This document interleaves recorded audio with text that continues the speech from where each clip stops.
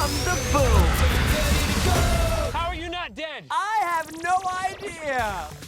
Hey Ben, how are you? Hey, how are you? Lovely to see you. Great to see you. So, you are a gamer. I am. So Let's talk about it. Where does Sonic live in your gaming sphere? Let's cut to 1991. There I am, a little boy in the northern Bronx. I had a Nintendo and a Super Nintendo, and unless you're the richest person in the world, you can't have a Genesis as well. No. So David Fernandez had a Genesis. So I would go to David's house, we'd play Genesis, and then he would come to my house and we'd play Super Nintendo. And it was the best. We'd watch a Disney afternoon, we'd eat mac and cheese, we played video games until we could not play video games anymore. That's paradise. That's a Is good it time. weird to think that it's probably the best time of my life? The time for talking is over. It's time to push buttons. I'm just the worst with a set of controls. I'm just terrible. I have not learned what goes where. I don't use the triggers a lot. No. I must say I'm kind of a pacifist. So you know, when push comes to shove, I'm not cutthroat enough for the Call of Duty and stuff like that. Yeah. Jamming on them. Yeah, I'm not that excited about killing prostitutes. I like the sports games. They're cool. Yeah. I'm terrible at them. My grandson just mops the floor with me and trash talks me the whole time. He's 9 years old. Yeah, they're like hilarious. savants. Like I say, listen, I'm going to practice. I'm going to kick your butt. He says, yeah, if you go back and get born again and start playing at the age of 2.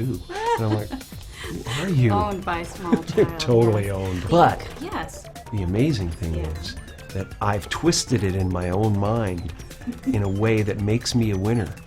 Because no matter how good you get at playing Sonic, I win because I'm Robotnik.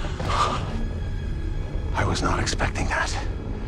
But I was expecting not to expect something, so it doesn't count. But you do get some really great moments with Jim. It was so good because also the nature of the scenes were like these two guys kind of like butting heads. Yeah. So I was given permission by the script to do that, you know, to kind of posture up against Jim Carrey in a playful way. And so it was, I just got such a kick out of it. We would talk about the scene beforehand, and he would say, what if I say this and do this and do this? And I'd be like, yeah, I could do this and like that. And oh, that'd be funny, that'd be great. And so I would just sit and watch him. I mean, his dedication to every moment, needing to be inspired, needing to feel fresh and different, and something different he's never done before. It was pretty damn cool. And then we were fighting, and I was like, please don't accidentally get carried away and excited and punch the guy in the throat. Wait, don't hurt him. So I was a little nervous about that, but it was a career bucket list check for sure. That's amazing. Yeah. Whatever this creature is, I'm going to uncover the source of its power. So when you do get to craft a villain like this, there is obviously reference for you, but you've done your own thing with it. So where on the spectrum of where you wanted him to land, did you play around a lot with voices? The voice happened out of the attitude, you know, the love for one's own sound, and the meticulous detail of his mind. So he, you know, he was born out of an absolute sense of worthlessness, coupled with genius. That combination is ripe for comedy. And so to me, one of the funniest things, and you know, Peter Sellers used to do this like nobody, like most brilliant of anybody, and that is to play confidence, this confidence with absolute, I don't know, being an absolute flop doodle. Or fop doodle. Was it the old English word fop doodle? Fop doodle. Yeah, total moron. Oh, give me a big fat break! I love his just simmering disdain for everyone around him. That must have just been incredibly fun the whole Incredibly day. fun, incredibly cathartic. You know, it's like we go through our lives trying to be, you know, decent and normal and stuff like that. So to have the opportunity to just vent is fantastic. I just thought you might like a latte with steamed Austrian goat milk. Of course I want a latte. I love the way you make them! So voice-wise, you went in, you got the role based on that. How much did you play around with it? Was it, because you can go the full spectrum. Well, you I know? wanted it to feel like a real kid. I Yeah. wanted it to feel like a really excited kid, so I popped my voice up a couple octaves, and anytime you kind of feel when you're with Sonic, I wanted to feel like this little kid that always wanted to get out there and be excited by the world, never got to, and now's his chance to do it.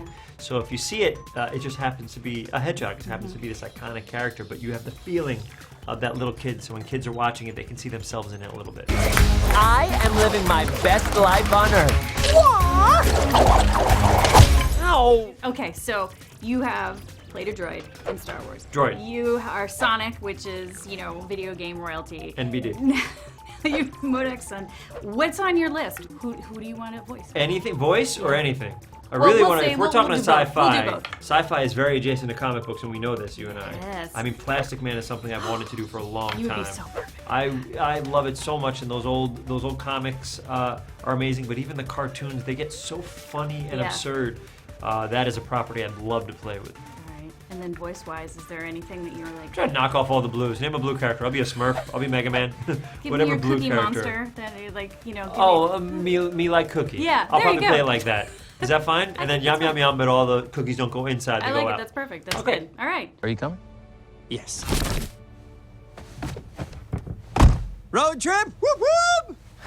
What am I doing?